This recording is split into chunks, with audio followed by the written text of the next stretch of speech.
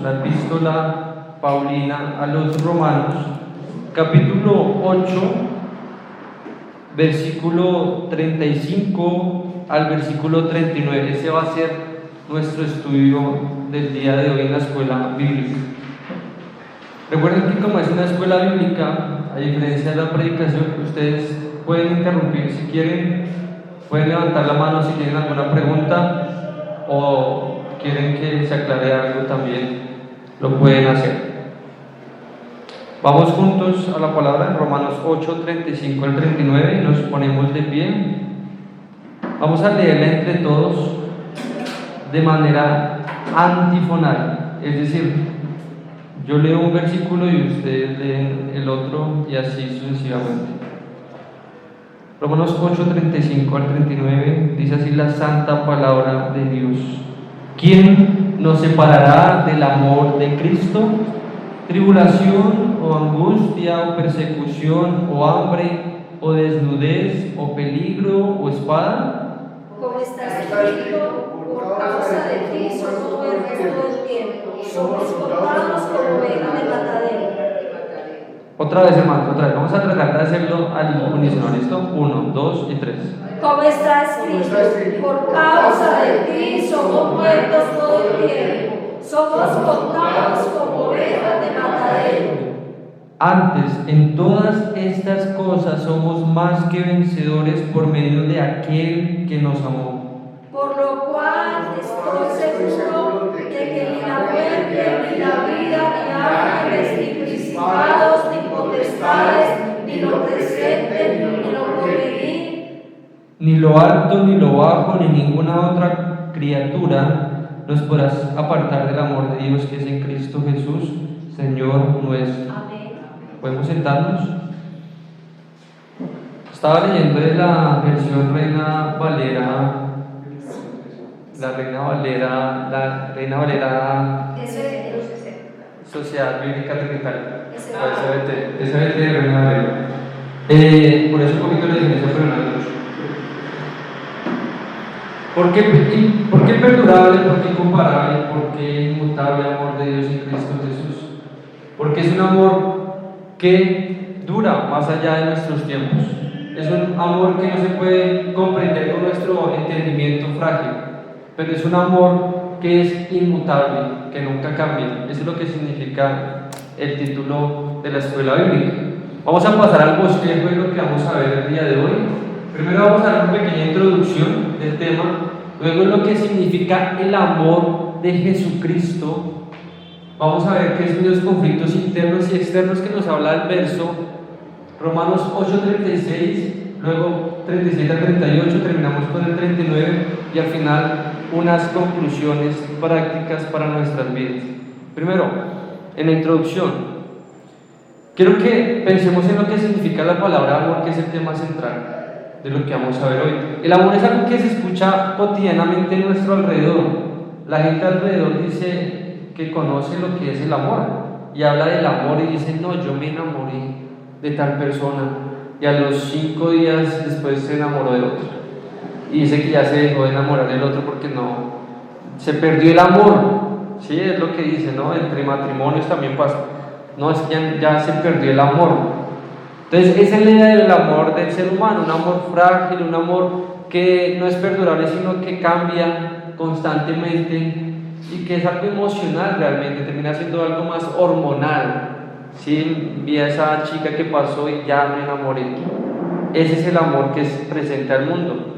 El amor también que presenta al mundo es un amor que es un amor pervertido, es un amor desorientado, es un amor contaminado. Es un amor que no es puro porque termina buscando el bien propio. El amor del mundo busca su propio beneficio. Si la otra persona me complace, yo la amo. Si no me complace, yo no la amo. Si me beneficia eso, yo lo voy a amar. Si no me beneficia, yo no lo amo.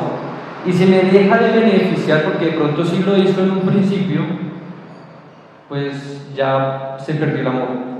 Por eso ese amor entre personas, ese amor humano, es un amor frágil, es un amor corrompido, es un amor egocéntrico, ególatra. Ególatra significa que el yo es lo más importante, mi propia satisfacción.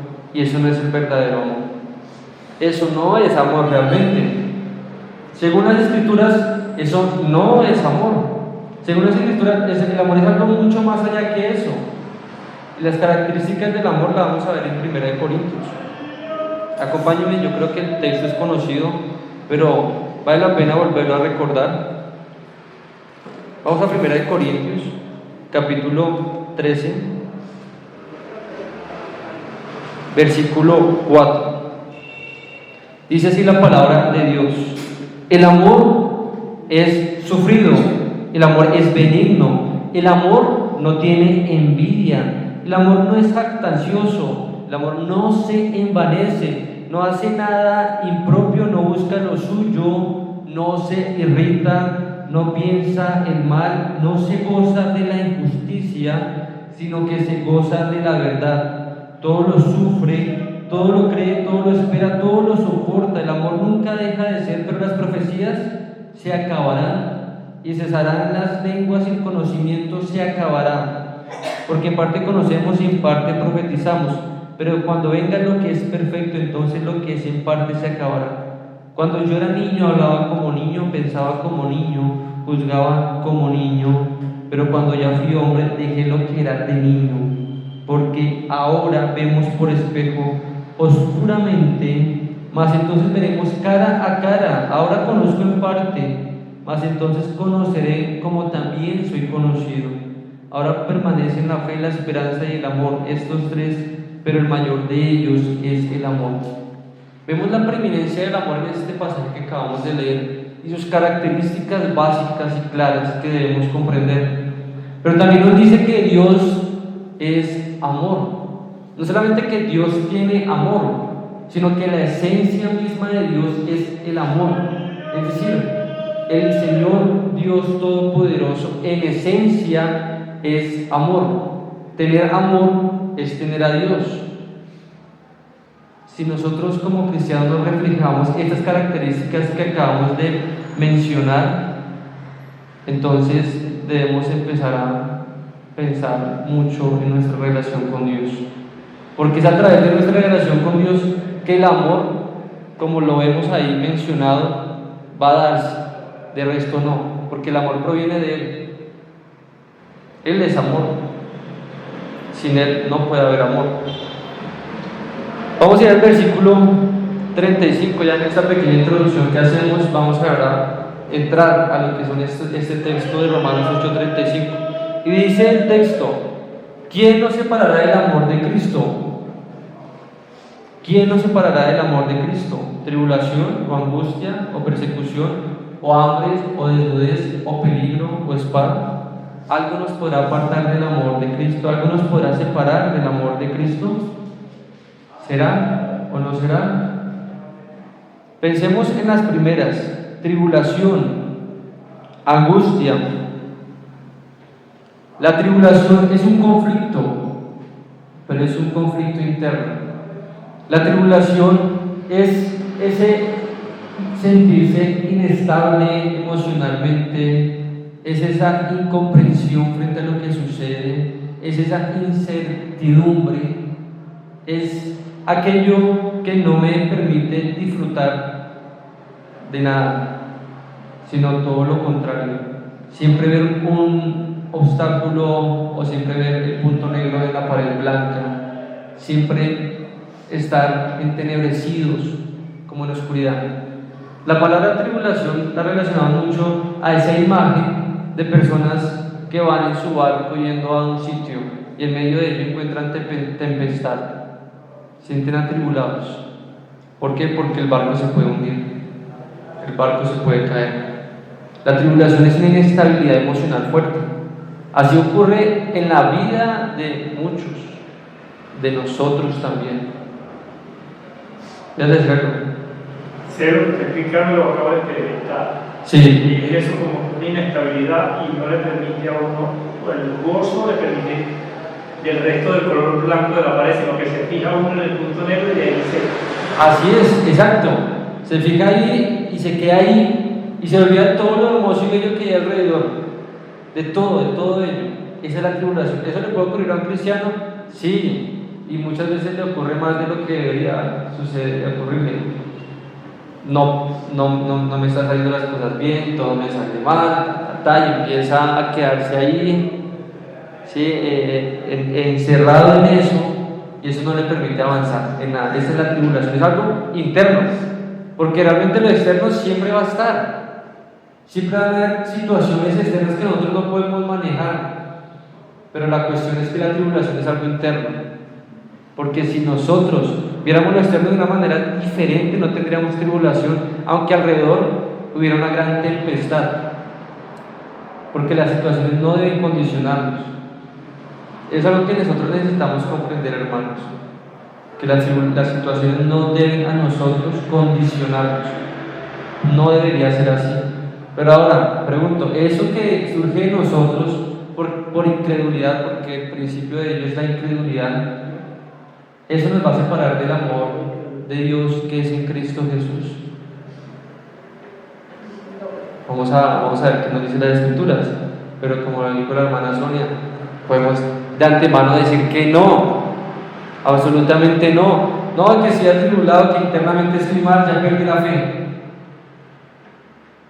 Del amor de Dios tú no te vas a separar nunca si ya estás en ese amor, ¿no?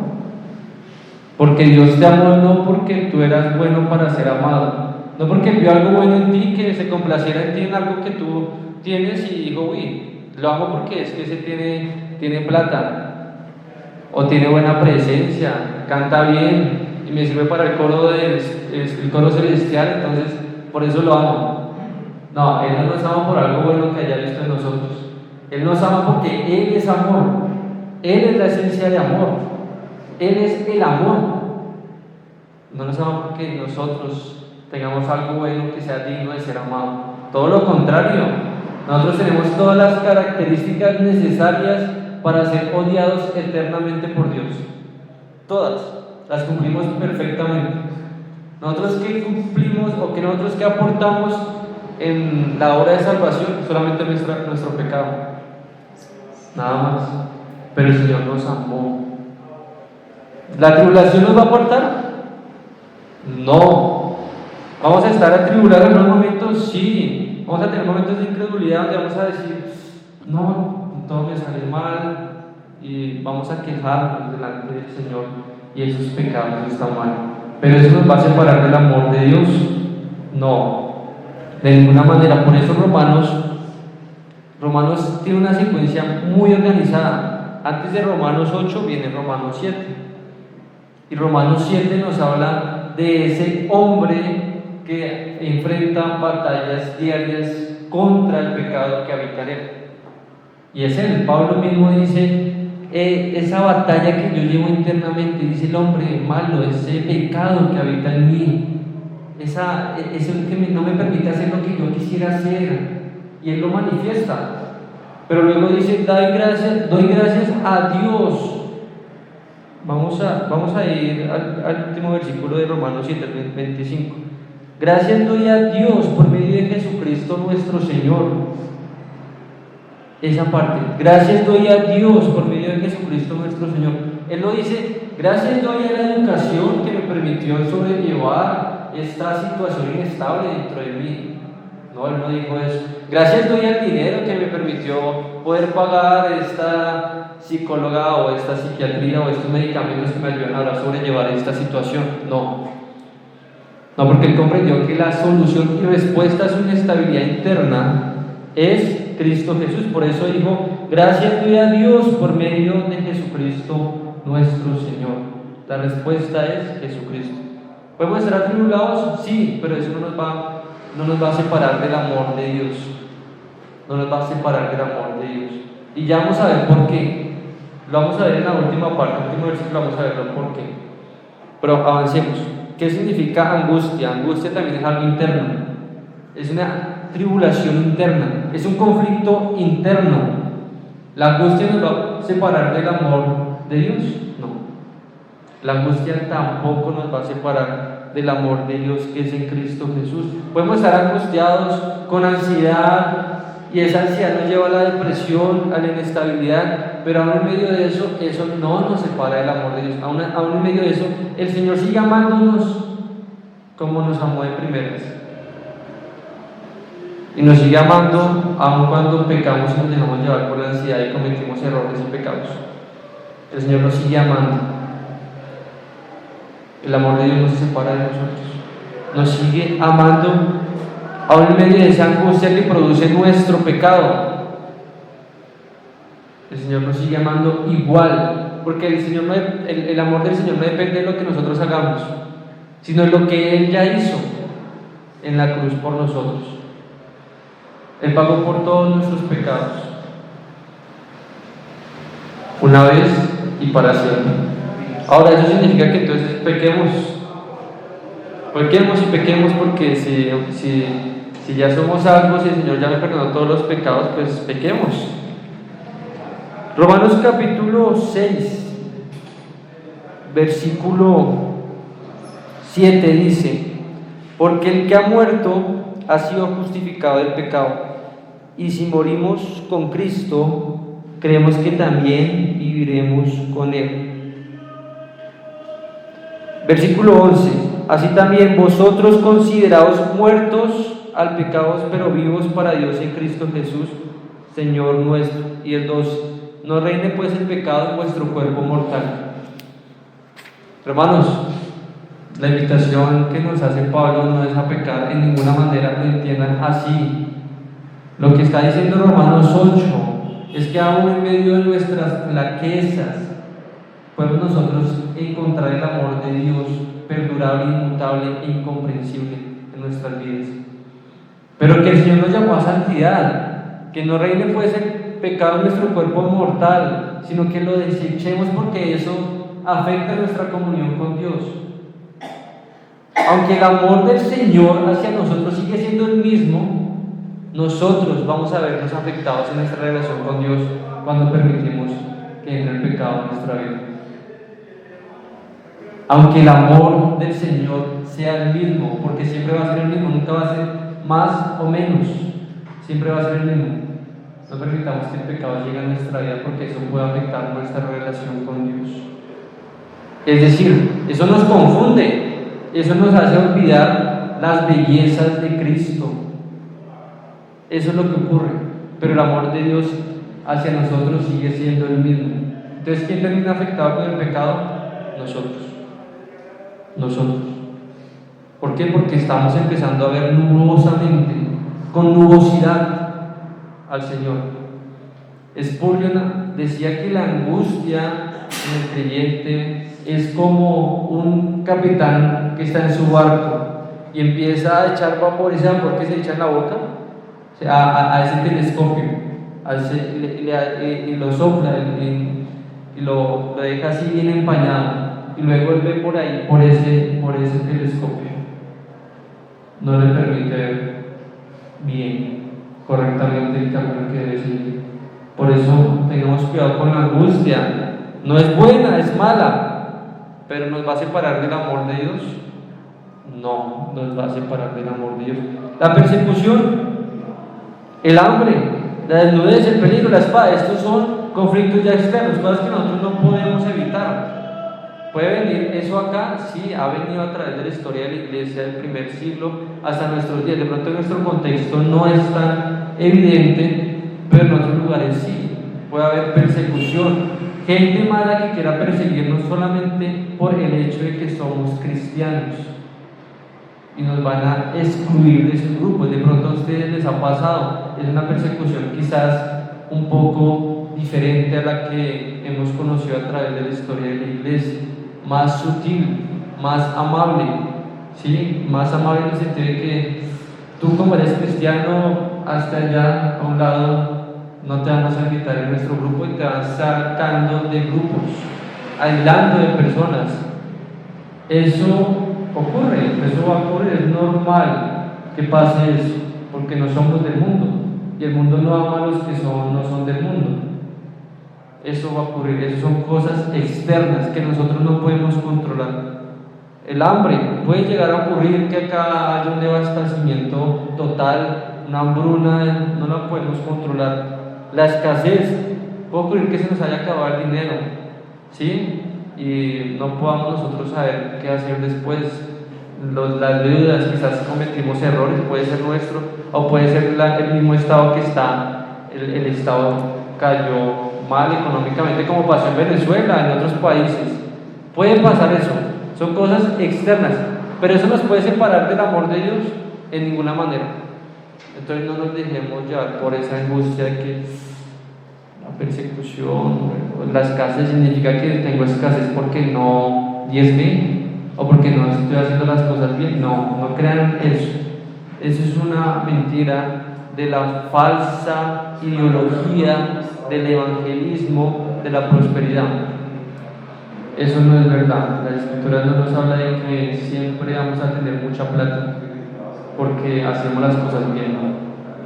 Puede que sí, ¿no?, que tengamos dinero y estemos haciendo las cosas bien, pero puede que estemos haciendo las cosas bien delante de Dios y estemos en escasez, porque el dinero no es lo que mide nuestra relación con Dios.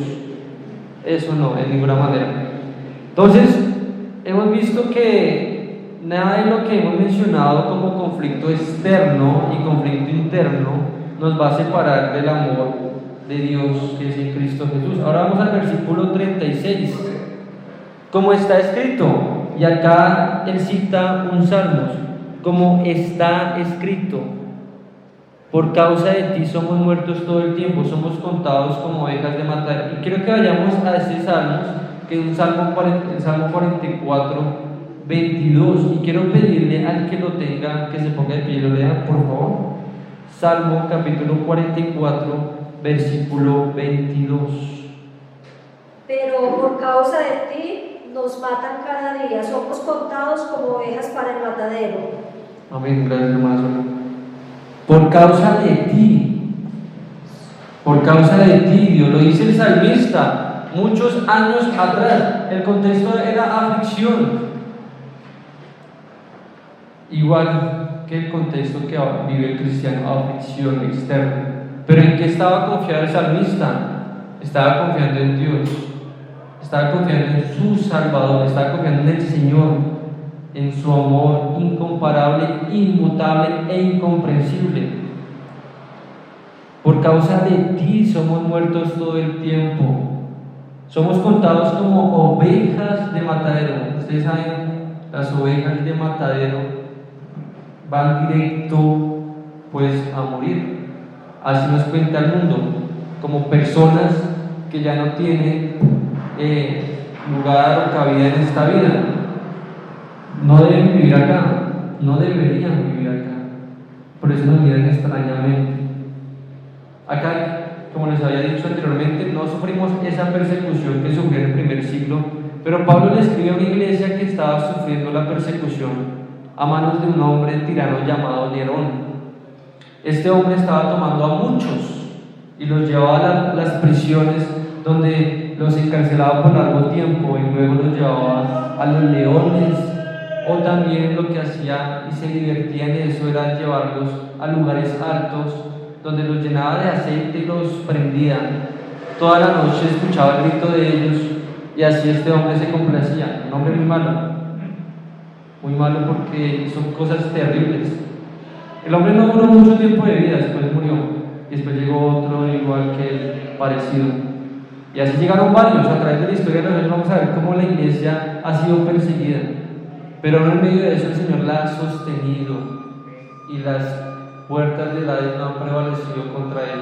Aunque el enemigo haya querido acabarla, hoy día, más de 2000 años que han pasado, sigue permaneciendo y va a permanecer para siempre porque está unida en Cristo Jesús. Y eso es lo que vamos a ver la unión en Cristo, que eso es lo más importante, pero lo vamos a ver al final. Dice, antes, en medio de todas estas cosas, en medio de conflictos externos, internos, en medio de una persecución, en medio de personas que quieren ver nuestra muerte, somos más que vencedores. Esta palabra, somos más que vencedores. ¿Por medio de quién? De aquel que nos amó. Más que vencedores, pero no por nosotros, sino por medio de aquel que nos amó. La palabra en griego es cupernicado.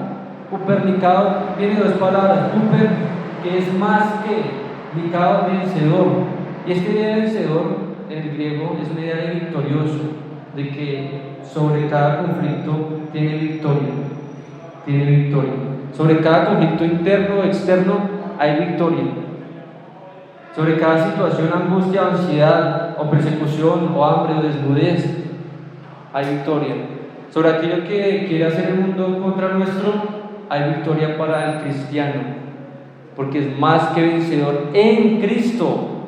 Esa es la victoria que tiene el cristiano. Es que el cristiano no mira sus circunstancias ya, el cristiano mira más allá, él mira la victoria en Cristo. Si no fuera así, hermanos, sería muy difícil sobrellevar situaciones en nuestras vidas. Pero si nosotros en medio de cualquier situación miramos a Cristo, vamos a sobrellevar cada circunstancia como debe ser llevada.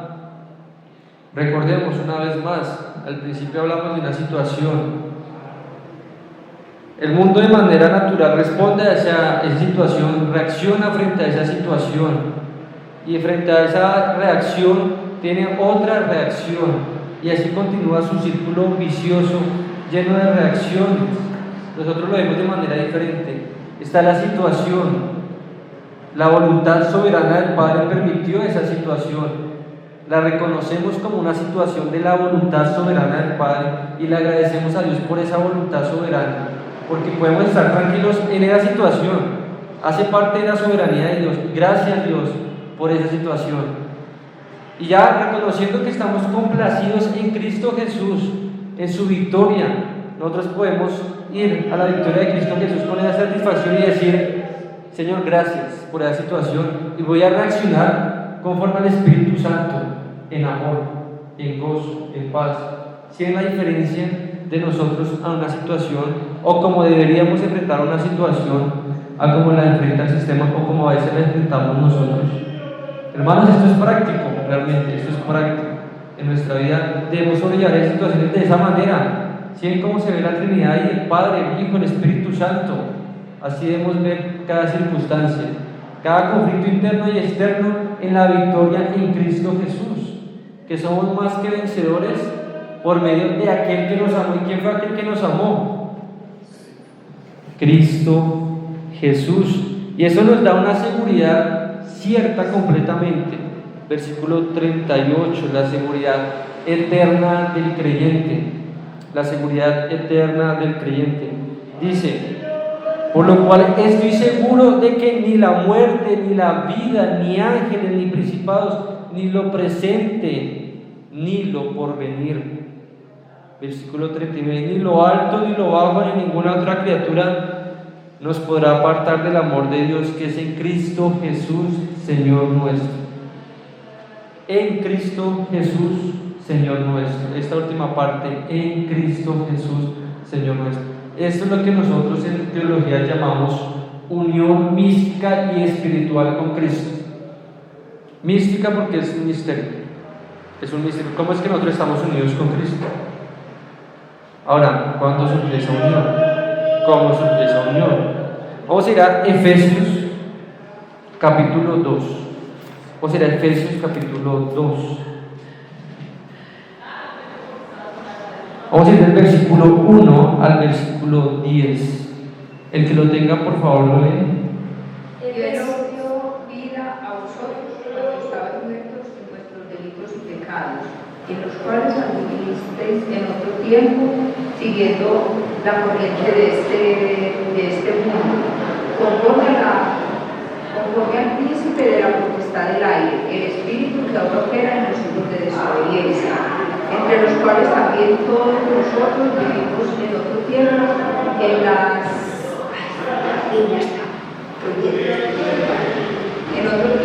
en los deseos de nuestra carne, haciendo la voluntad de la carne y de los pensamientos.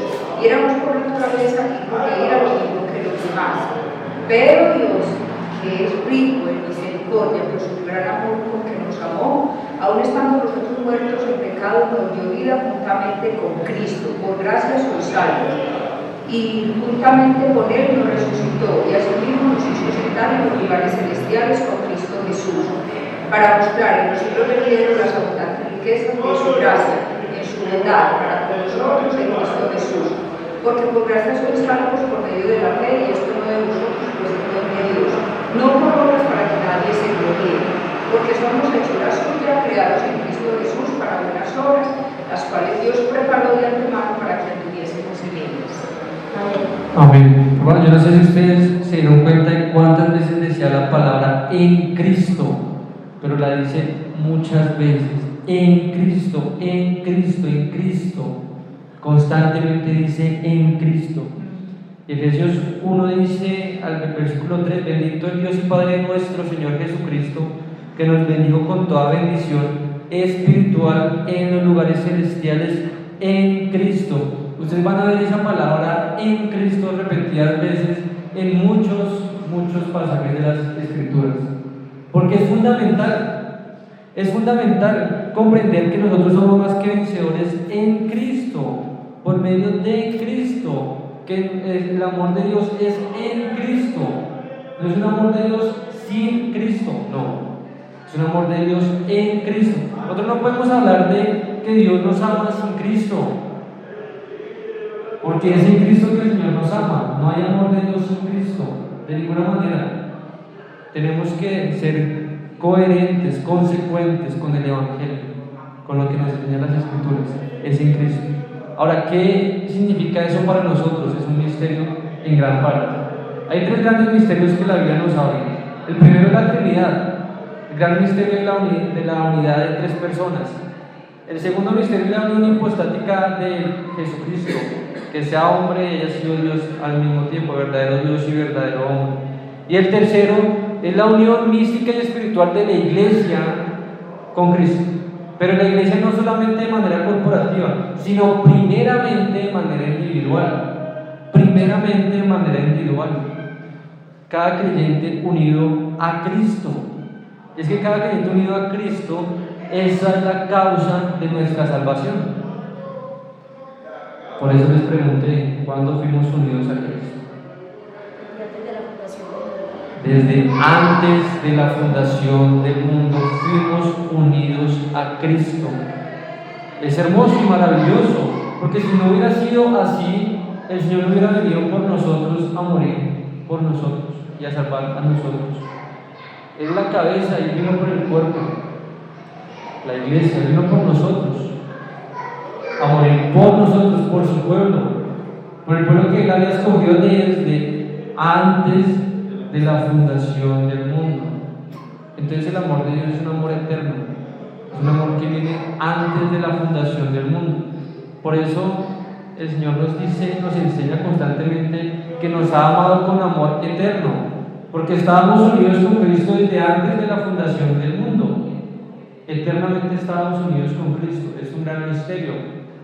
¿Cómo puedo explicar esto? No puedo, solamente le estoy exponiendo hasta donde el texto nos enseña. Pero más allá es difícil porque es la eternidad. En la eternidad nosotros no estábamos, antes de la fundación del mundo no estábamos, pero el consejo eterno de Dios, el Padre designó al Hijo para que fuera la cabeza de la Iglesia y la Iglesia fuera unida a Cristo. Y por esa unión es que nosotros podemos decir que hemos muerto en Cristo al viejo hombre, a la naturaleza pecaminosa, al pecado, pero en Cristo, por la unión en Cristo, hemos sido sepultados, y por esa unión en Cristo hemos sido resucitados, y por esa unión en Cristo, espiritualmente hablando, estamos sentados en el trono, estamos sentados en el cielo. Por esa unión con Cristo, espiritualmente hablando, porque vemos que estamos acá, ¿no? Pero estamos unidos con Cristo, y esa es la victoria que nos habla Él específicamente. Por eso somos más que vencedores en Cristo, porque ya tenemos la victoria está en Cristo. Escatológicamente hablando, es decir, de los últimos tiempos, sabemos que moriremos y resucitaremos con Cristo. Esa es nuestra esperanza, la victoria que ya tiene Cristo, no que tendrá, es que el Señor ya venció. El Señor ya venció la muerte, ya venció el pecado, y es en eso que el cristiano, que nosotros debemos refugiarnos. Eso es lo que Pablo quería que entendiera la iglesia para poder enfrentar la persecución, el hambre y la desnudez, que tiene una victoria hermosa, grande, porque está unido a Cristo. Y si tiene esa unión en Cristo, no debe afligirse, no debe preocuparse, ni siquiera por la muerte, porque ni la muerte, ni la vida, ni ángeles, ni principados, ni potestades, ni lo presente, ni lo alto, ni lo profundo, ni ninguna otra cosa creada lo podrá separar del amor de Dios que es en Cristo Jesús. Nada de esta vida podrá separarlo. Entonces, ¿por qué nos preocupamos muchas veces? Por la incredulidad que tenemos que batallar diariamente que habita en nosotros. Diariamente tenemos que reconocer estas verdades y recordarlas en nuestras vidas y considerarnos muertos al pecado y vivos para Dios. Diariamente debemos sumergirnos en las Escrituras, alimentarnos de ella, gozarnos en ella, buscar que nuestra mente y nuestro corazón pueda comprenderlas y no solamente eso, sino vivirlas. Eso es lo que somos llamados, hermanos, a vivir conforme a la voluntad de Dios en Cristo Jesús, porque en Cristo Jesús somos más que vencedores. Por lo tanto, hermanos, esta confianza ciertísima nos va a poder ayudar a enfrentar cada situación que presentemos. Esta preciosa verdad nos va a ayudar de manera práctica a reconocer que los problemas no son sino problemas, y si no tuvieran solución no serían problemas, ¿no? Y si no tienen solución, pues dejémoslo ahí, porque no es un problema. ¿Sí? Lo que quiero decir con esto, hermano, no nos dejemos llevar por los afanes de este mundo, no nos dejemos llevar por la ansiedad, no nos dejemos llevar por nada lo que hay afuera o adentro, sino solamente en la confianza en Cristo Jesús enfrentemos cada situación como debe ser enfrentada, con gozo, con paz, con paciencia, con amor, con ese amor de Cristo, el amor de Dios que es en Cristo Jesús, que habita en nosotros.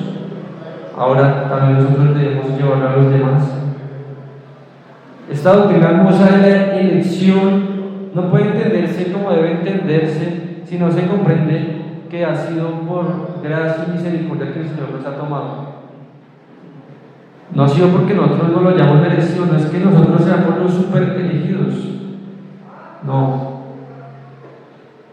La hermosa doctrina de la elección, que es un gran misterio de la predestinación, que Él nos haya tomado desde antes de la fundación del mundo, nos haya escogido a nosotros, solamente podemos comprenderla o podemos nosotros poderla valorar a través del reconocer que ha sido su misericordia la que nos ha tomado. No lo merecíamos, nada bueno había en nosotros, no.